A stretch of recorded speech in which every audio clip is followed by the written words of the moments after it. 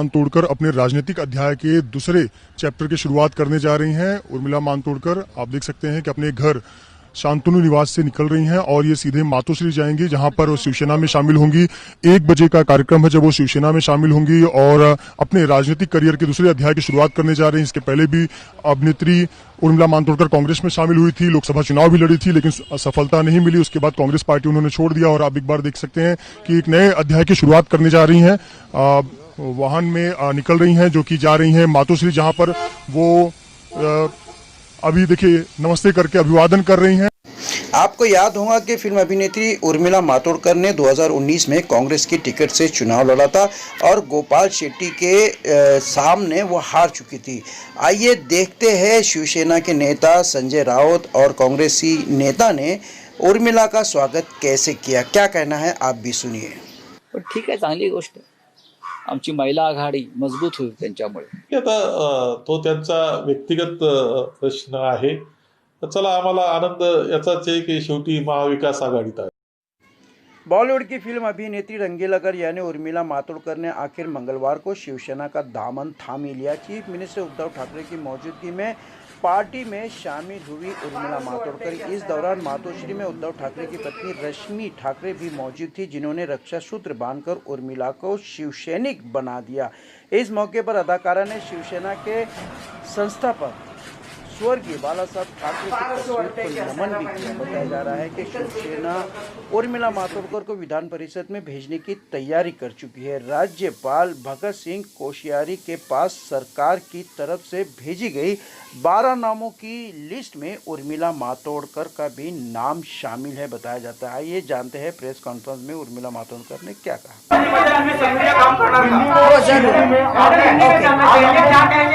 आज आपने शिवसेना ज्वाइन किया है, क्या कहना है? देखिए, मैं यही कहना चाहूंगी कि पहले तो जिस तरह से पिछले 10 महीनों में 11 महीनों में अभी पूरा 1 बरस हो गया है, बहुत ही कठिन समय में महाराष्ट्र के लिए बहुत कठिन समय रहा, क्योंकि आप भूल नहीं सकते कि मुंबई महाराष्ट्र में है, जो देश का एक आर्थिक जिसको कहते हैं कैपिटल है, और ऐसी जगह है कि जहां पर दुनिया भर से और देश भर से लोग आते जाते रहते हैं। बहुत मुश्किल था कोविड जैसे समस्या से जूझना, और ऐसे समय में कोविड जैसी समस्या से ही नहीं बल्कि जो नैसर्गिक आपत्तियां आई हैं महाराष्ट्र प्रदेश पर, वो बहुत बड़े पैमाने पर आई है। कुछ ज्यादा ही आपत्तियों से भरा हुआ ये वर्ष महाराष्ट्र के लिए रहा, महाराष्ट्र के किसानों के लिए भी रहा।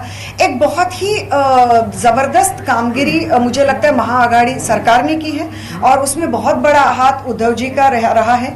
और उद्धव जी एक सीएम के तौर पर उन्होंने इतनी बढ़िया तरह से महाराष्ट्र को संभाला है, अपने साथ लेकर चले हैं। जहां पे जरूरत होती है वहां पे वो अपनी स्ट्रेंथ दिखाते हैं, जहां पर जरूरत होती है वहां पे वो घर का जैसे कोई बड़ा सदस्य आकर हमसे और आपसे बात करता है, उस तरह लोगों को समझाते भी हैं। तो मुझे लगता है जिस तरह उन्होंने महाराष्ट्र को खूबसूरती से संभाला है, वो देखकर मैं बहुत प्रभावित हूं, और इसलिए मैं चाहती हूं कि ऐसे नेतृत्व में मैं जरूर काम करना चाहूंगी। पार्टी की तरफ से, शिवसेना की तरफ से किसने आपको अप्रोच किया? क्या रश्मि ठाकरे जी का कोई भूमिका आपको साथ में रखने में, सुबंधन बांधने में कुछ बातचीत हुई हो, कुछ आपको रखा हो? रश्मि जी है, और फिर बहुत सारे लोग उनके साथ है, लेकिन मुझे कॉल दरअसल उद्धव जी से भी आया, और उद्धव जी ने मुझे बहुत ही खूबसूरत बात कही। जब एमएलसी की बात हुई, उन्होंने मुझे कहा, पहले मैं मराठी में कहना चाहूंगी की आपली जी विधान परिषद आहे महाराष्ट्राची परंपरा इतकी मोठी आहे की त्याच्यामध्ये महाराष्ट्राच्या विधानसभेचा सामाजिक आणि सांस्कृतिक दर्जा वाढावा अशी माझी मनोमन इच्छा आहे। कारण का ही जी परिषद ह्या ज्या जागा आहेत, ही जी भवनं आहेत, त्याच्यात जायला लोकांना खूप मोठा प्रवास करावा लागतो, तर तिथले जे बोलणं होतं त्याचा कुठेतरी दर्जा खूप मोठा वाढला पाहिजे, आणि त्याच्याकरता तुमच्यासारख्या लोकांची गरज आहे। तर ये सोच ही पहले मुझे बहुत बढ़िया लगी कि उन्होंने कहा कि विधान परिषद जैसी जगहों पर बहुत ज़रूरी है कि महाराष्ट्र जैसा प्रदेश जो अपने आप में सांस्कृतिक और सामाजिक मूल्यों पे हमेशा आगे रहा है, ऐसे मूल्यों को आगे रखना बहुत ज़रूरी है। और इसलिए कहीं ना कहीं उन्होंने मेरे बारे में सोचा, इसके लिए मैं अपने आप को बहुत खुशनसीब समझती हूँ। जब आपने कांग्रेस से रिजाइन किया था तब आपने कहा था कि आपके साथ दुर्व्यवहार हुआ है, आखिर ऐसी कौन सी बात थी जिसकी वजह से आपको कांग्रेस छोड़ना पड़ा और 20 महीने के अंदर आपकी ये दूसरी पार्टी है? नहीं, मेरा साथ दुर्व्यवहार हुआ है ऐसे नहीं मैंने कहा था। मैंने ये कहा था कि कांग्रेस में जब मैंने कैंपेन किया था तो जिस तरह की कुछ चीजें होनी चाहिए थी वो उस तरह से हुई नहीं है। इस तरह से आज भी मुझे कांग्रेस की तरफ कोई भी अलगाव या कोई भी मुश्किल या कोई भी ये नहीं है। और यहाँ पर लोग क्या करते हैं, पार्टी में रहकर भी पार्टी की बुराइयां करते हैं और बल्कि ज्यादा बुराइयां करते हैं पार्टी में रहकर। विधानसभा के चुनाव आने वाले थे तो भले ही मेरे ऊपर बहुत उस वक्त लांछन लगे, लेकिन मैंने पार्टी के ऊपर कभी मैंने किसी भी तरह का कोई इंटरव्यू इसलिए नहीं दिया क्योंकि मैं पार्टी के बारे में कोई भी नेगेटिव चीजें ना बोलना चाहती थी ना फैलाना चाहती हूँ। आज भी मुझे सोनिया जी और राहुल जी के बारे में रिस्पेक्ट है। और महाराष्ट्र प्रदेश में कहूँ तो बाला साहेब थोरात जी जैसे बहुत ही एबल हमको वहाँ पे उनको वहाँ पे जो महाराष्ट्र प्रदेश में मराठी और हिंदी में कसरत थोड़ी मुश्किल हो जाती है। बहुत बेहतरीन लीडर है अपने आप में। सो अभी मुझे नहीं लगता ये सारी चीज़ें मायने रखती हैं क्योंकि एक बरस से ज्यादा वक्त जब इंसान उस पर गुजरता है तो मतलब मुझे लगता है कि अपने आप में कोई वजह रही होंगी। आपकी निजी विचारधारा एक समाजवादी या एक सेकुलर सोच रही है, पिछले चुनाव में आपके भाषण में हमने सुना, लेकिन बात जब शिवसेना की आती है तो एक हिंदुत्ववादी पार्टी की एक छवि है शिवसेना की। आप इस पार्टी में कैसे एडजस्ट करेंगे? मुझे ऐसे लगता है कि आप छवि जो भी हो और आप बातें जो भी करें, अंत में बेहतरी इसी में होती है जिसमें लोगों का भला होता है। तो मैं आप लोगों से पूछना चाहती हूँ कि जो एक बरस का आपने शासन देखा है महाराष्ट्र में, क्या आपको ऐसे नहीं लगता कि इस शासन में किसी भी तरह के लोगों को स्पेशल ट्रीटमेंट या किसी भी तरह के लोगों को कम ट्रीटमेंट, इस तरह का कोई दुर्व्यवहार महाराष्ट्र में हुआ है और ना ही वो आगे चलकर होगा? इसकी मुझे पूरी मुझे उसमें उम्मीद है। नहीं, मुझे क्या कहते हैं उसको, I am sure about it.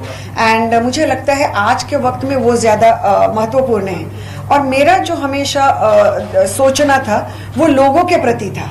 जब मैंने इंटरव्यूज भी इसके पहले किए और कुछ चीज़ों पर बोली, तब भी मैंने यही कहा कि मैं किसी के खिलाफ बातें नहीं कर रही हूँ, मैं महाराष्ट्र के लोगों के लिए बात कर रही हूँ। इसमें बहुत फ़र्क होता है, नेगेटिव वर्सेस पॉजिटिव आउटलुक रखने का फ़र्क होता है।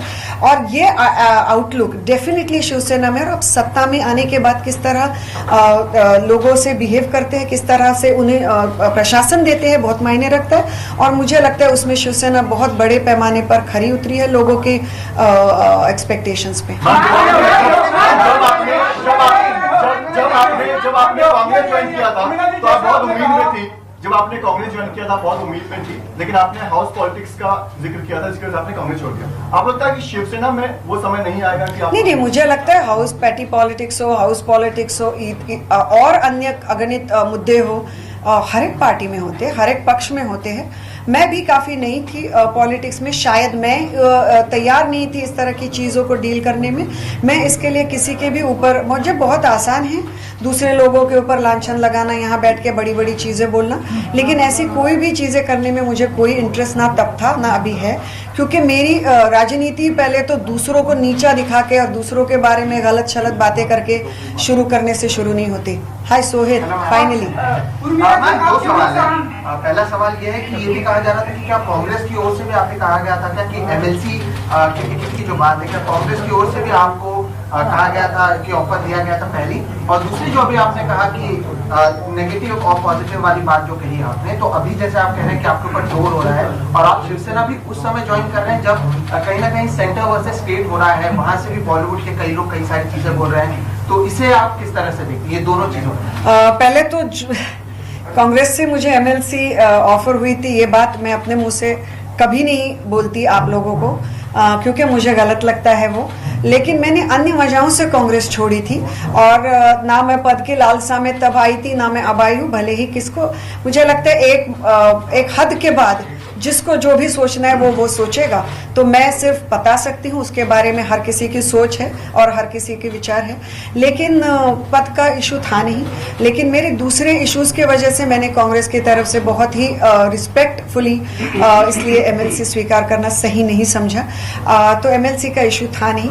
और दूसरी चीज़ क्या आपने पूछी थी? ट्रोल हो रहा है। जी, ट्रोल तो ट्रोल का क्या है कि जैसे मैंने कहा कि ट्रोल्स जो होते हैं, आपको मेरे बचपन में मेरे फादर मुझे कहा करते थे, अगर आपको कोई भी ना बोले कि आप गलत हो, आप ये हो वो हो, समझो आप गलत रास्ते पर चल रहे हो। तो मुझे इतने ट्रोल्स मिले हैं, और आप मेरे साइड इस पेज पे जाकर देखिए, ना मैं किसी को ब्लॉक करती हूँ, ना मैं किसी को, और मैं तो चाहती हूँ कि अगर मुझसे कुछ गलती कल को अगर हो तो आप लोगों में से भी कुछ लोग आकर मुझे बताएं। लेकिन मेरा मानना ये है मेनली कि एक बहुत ही जहरीला सा जो एक एटमॉस्फेयर डेफिनेटली आज देश के पॉलिटिक्स में हो चुका है, कहीं ना कहीं से शुरुआत तो करनी चाहिए।